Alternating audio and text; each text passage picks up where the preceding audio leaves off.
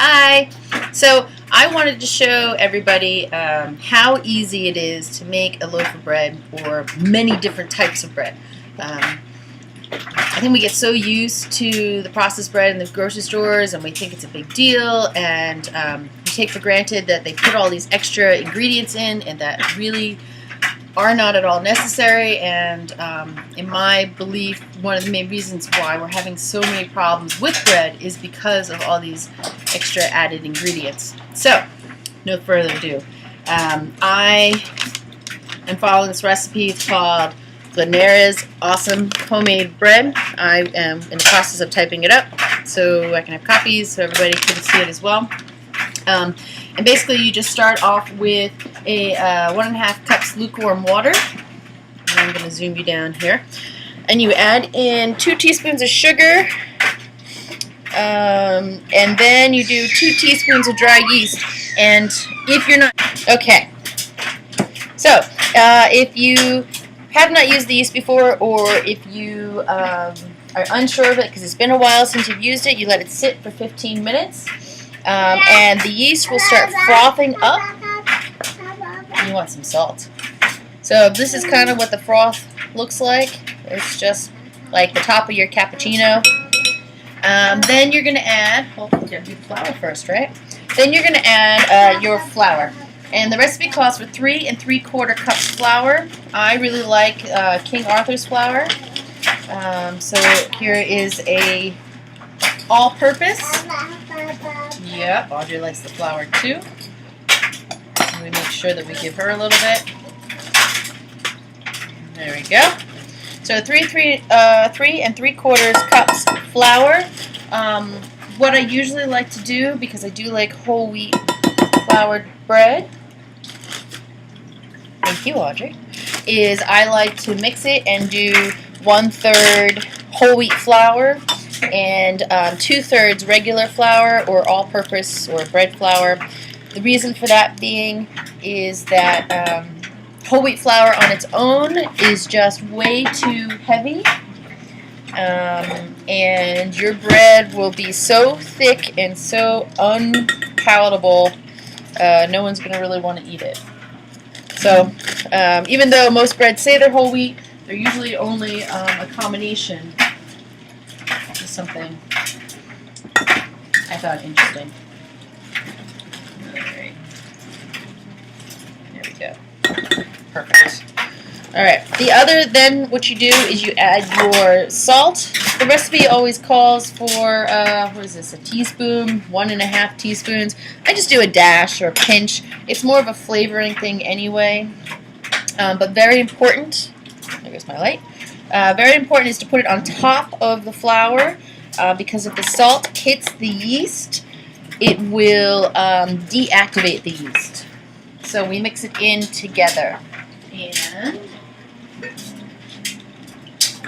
yes, okay. Then what you're going to do is you're going to mix it in. It's one of our favorite parts, right? I hope the washer or the dryer is not too loud for you guys.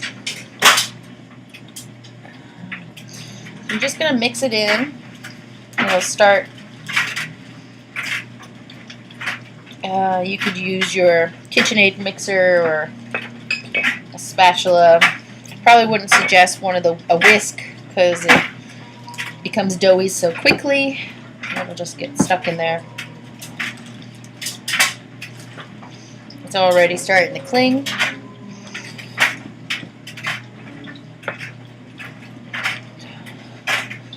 And I'm realizing that my dough, even though it's clinging, it's not as sticky as I want it to be just yet, so I might add just Are you showing them what you're eating? Can you put it back in? But I'm going to add just a teeny bit more water. Oh. That.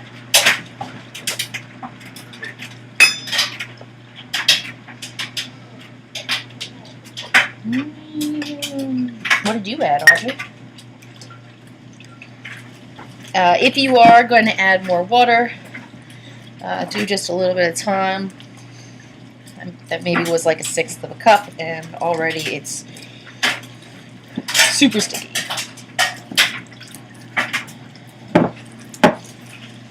So I might have actually added too much. Oh.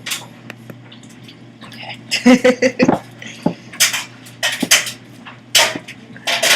And then what you're going to do is add in some oil. I prefer olive oil.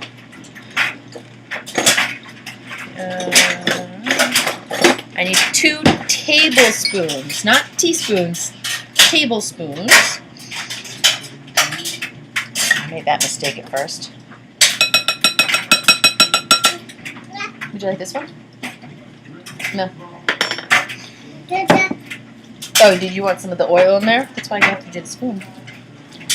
I like to eat flour and oil, and that's the other reason why I really like knowing where my bread is coming from and what is in my bread, because we're going to sample everything along the way and enjoy it. I want to make sure that it is good for all tummies, right? All tummies. I'm adding a little bit of flour, just a handful, because I'm going to put it down on my counter and I'm going to knead it. Kneading is very important for your bread, and at this point the more you knead, the better your bread will be. It really mixes in the ingredients.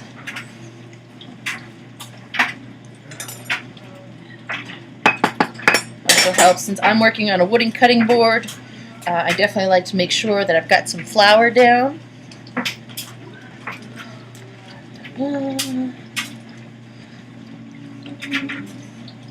Is that flour super yummy? I tell you, you don't necessarily need a gym if you bake bread every other day.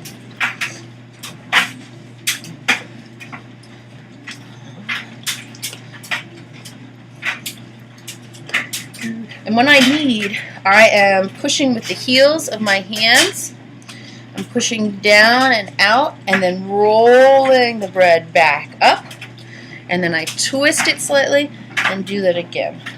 Could you put a little more flour down with this? Thank you. No, because I'm starting to stick to the board.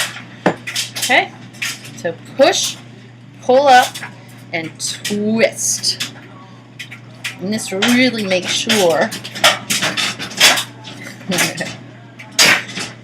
Don't pull it off.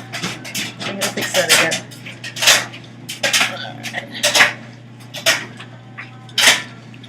So this is bread. I like to tuck it under. Ta-da!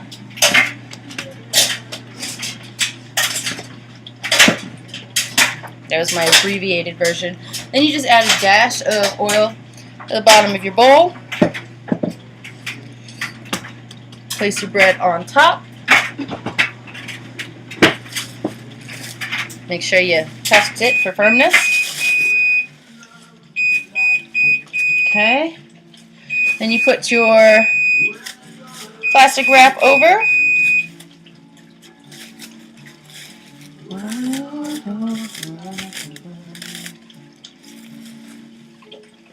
That. And basically what you're doing is you're making your own little greenhouse for the bread. It'll help trap the heat in there. You could also use a clean dish towel. I actually reuse the same plastic all the time because it's just touching the bread, and sometimes I give it a little rinse, but usually there's nothing really to worry about for it. And then I'll stick mine in the windowsill because then it'll get some sun, even though it's pretty rainy, overcast day today. And you want to let it rise for at least 2 hours. I hope everybody can see and appreciate this. You want to let it rise for at least 2 hours. You can do up to and including overnight if you wanted or needed to. But we're going to do just 2 hours today. And I will see you when that's done.